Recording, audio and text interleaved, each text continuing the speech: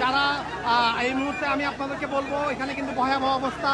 আপনাদের fire service যাদের ambulance আছে তারা নতুন ব্রিজ তাড়াতাড়ি চলে আসেন, এবং যারা স্বেচ্ছাসেবীরা আছেন তারা খুব দ্রুত কিন্তু এই স্থানে চলে আসেন। এবং এখানে খুবই ভয়াবহ অবস্থা।